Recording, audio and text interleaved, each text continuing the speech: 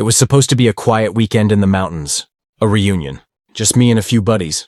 Unwinding at my family's remote cabin after months of back-to-back deployments. We wanted to fish, grill, share a few laughs, normal stuff. But apparently, normal doesn't exist when you're in the crosshairs of someone with a clipboard and an inflated sense of authority. It started with a voice shriller than a smoke alarm. "This is private property. You can't have that many vehicles here." She stood at the edge of the gravel driveway, hands on hips, sunglasses practically welded to her forehead. We'd met Karen less than 5 minutes ago, and she already threatened to call the board. We tried to stay civil, politely reminded her this cabin was privately owned, nestled outside her precious HOA boundary lines. But reason wasn't part of her vocabulary. What she didn't know, what made her tantrum almost comically ironic, was that the 6 of us she was about to accuse of trespassing, noise violations, and who knows what else, were all active-duty SWAT, and she was about to find out what real authority looks like.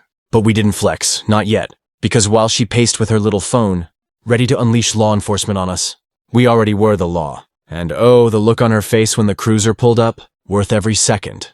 But I'm getting ahead of myself. It didn't start with flashing lights. It started with a gate, and a sign, and a little HOA Karen on a power trip. Let me back up a bit. The cabin sits on 10 acres, nestled in a stretch of forested land my grandfather bought back in the 60s, long before this. Entire area got gentrified and overrun by people who think mountain living means lattes and leash laws. Karen, whose actual name is Beverly, but let's be honest, she earned the nickname, lives about a quarter-mile down the hill in the first house of the newly developed HOA community. The rest of the cabins near ours? Vacation homes all seasonal. So when we pulled in that Friday, it was just us, the trees, and the echo of tires on gravel. We parked in our usual spot near the fire pit, a wide clearing designed for guests, trucks, a couple of SUVs, all neat and legal. Less than 20 minutes later, Beverly appeared like a jump scare, complete with her clipboard and HOA polo. "You can't block this road," she snapped, even though it was clearly private. "Ma'am, this isn't part of the HOA," I said calmly. "This property's been privately owned since before that development existed." "Well, I'm on the HOA board and I have jurisdiction up to the tree line," which was funny because the tree line started at her fence. She stormed off, but not before warning us she was going to report this disturbance. Disturbance? We hadn't even cracked a beer yet. That night we grilled venison steaks, told war stories, and shared more laughs than we had in months. Peaceful. Until the next morning. At sunrise, we woke up to find a bright orange sticker slapped on the front gate. "Notice of violation, unauthorized gathering." It was printed on HOA letterhead. She had clearly marched her way up in the dead of night. But that was just the beginning. At first, we laughed it off. A sticker, really? Felt more like a prank than a serious offense. But then the email started. My buddy Mark checked our shared cabin account. Yep, we have one. Because we're organized like that. And there it was. Immediate HOA compliance required. Subject line: unauthorized event notification. Beverly had somehow gotten hold of the contact email we used for parcel deliveries. She wasn't just sticking notes to gates. Now, she was going full bureaucratic ninja. She cited Code 17B of the Community Conduct Manual, which again, didn't apply to us. But the language was aggressive. Failure to comply may result in fines, further disciplinary action, and involvement of local law enforcement. 2 hours later, a sheriff's cruiser rolled up the gravel road. We froze for a second, then realized it was Ben. Deputy Ben.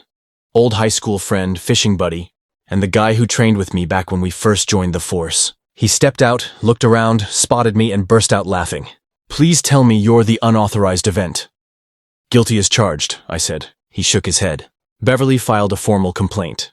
Claimed you had 30 people up here and were running generators all night." We showed him the cabin guest book. 6 names, no generators. Ben apologized, then radioed dispatch with all clear. False report. We thought that would be the end of it, but no. Next came the drone. Yep, Beverly bought a drone. We noticed it buzzing above our fire pit like a mechanical mosquito. Jesse, our team sniper, spotted it first. He was mid-s'more, looked up and just muttered, "We've got eyes." We watched it swoop, pause, and hover. The thing even had a camera. She was spying on us. Jesse took a marshmallow stick, flung it javelin style, and actually clipped the propellers. The drone spiraled out and crash-landed near the creek. The next morning, new sign, trespassing charges pending on our fence. She escalated to nightly sirens. Apparently, she'd installed motion alarms and pointed them at our property line. So every time someone walked to the outhouse or moved too close to the tree line, the thing shrieked like an air raid. We tried to be patient, even reached out, invited her to talk. She refused. Instead, we got another visit.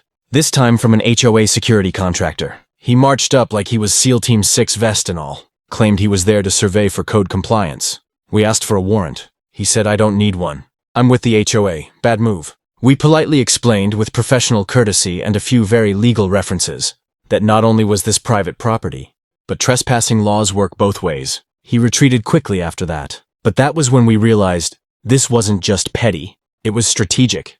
She wanted to make our weekend hell. So we stopped reacting. We started planning. We called it Operation Porcupine. Why? Because we weren't going on the offense. We were just making ourselves really hard to mess with. First, we reviewed property boundaries. Jesse and Mark pulled out the topographic survey maps. Everything from our fire pit to the farthest pine was legally and clearly our land. We printed copies and laminated them, posted them at the gate, the fence, and even the creek. Next, we installed our own cameras, the professional kind. Night vision, 4K, motion triggered, all hardwired to a mobile uplink. One pointed toward Beverly's side of the road, another watching the gate, one aimed at the trail where her drone crashed. Then came the signs. Private property.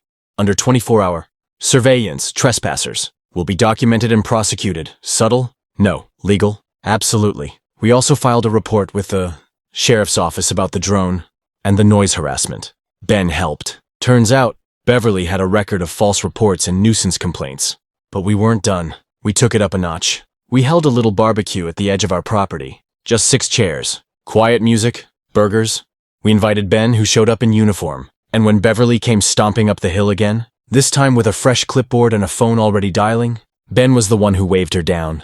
"Ma'am, I'm going to have to ask you to leave this private property." Her jaw dropped. "But I'm on the board.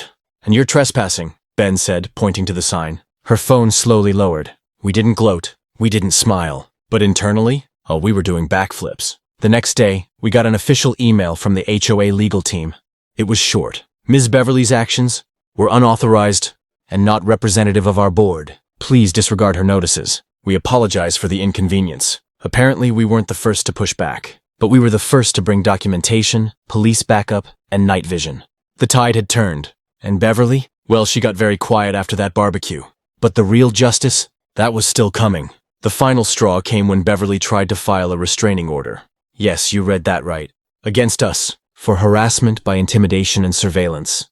Only problem? Every second of our security footage was legal. Every sign posted in accordance with county guidelines. And that footage? It also included her trespassing, her pointing that drone, her triggering motion alarms on our side of the property. So we sent a nice little folder. Time-stamped clips, complaint logs, Ben's deputy report. To both her HOA board and the county magistrate. It took less than 48 hours for the fallout to land. We were out by the creek, casting lines, when a convoy of cars rolled up. HOA board members. Not security contractors this time. Real concerned suit-wearing board members. Apparently, Beverly had acted completely, unilaterally, never informed anyone. She was targeting us. We watched from the porch while they walked up to her house.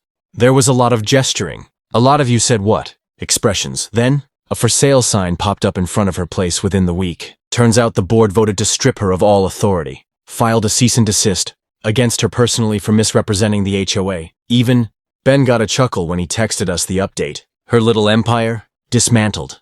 The icing on the cake, her drone still half buried. Near our creek, now hangs in the cabin entryway like a trophy, right above a hand-carved sign. Unauthorized surveillance will be tolerated. Briefly, as for the restraining order, denied. And our reunion weekend? Back on track. In the end, we didn't have to fight fire with fire. Just facts, patience, and a little tactical finesse. Beverly underestimated us because we looked like just a bunch of guys hanging out. But that's the thing about SWAT. We're trained not to escalate, but to control. Calmly, legally, thoroughly. And in the end, it wasn't our uniforms or our titles that turned the tables. It was truth, paperwork, cameras, and a few very well-placed no trespassing signs. The cabin feels more peaceful now. We even added motion lights, not for security, but just for the memories. Every time they click on, we remember that wild weekend in the HOA, drama that couldn't beat a bunch of off-duty operators. My advice? Never underestimate the quiet guy with the barbecue tongs. Never bring a clipboard to a SWAT reunion. And definitely don't fly a drone over private land unless you're ready to retrieve it from a tree. If you made it to the end, comment "Justice served" down below. Or better yet, what would you have done if Karen called the cops on your crew? Leave a comment. Share this with someone who's had to deal with an HOA tyrant. And hey, don't forget to like and subscribe if you want more wild stories from behind the badge and beyond. Because sometimes the most satisfying takedowns happen off duty.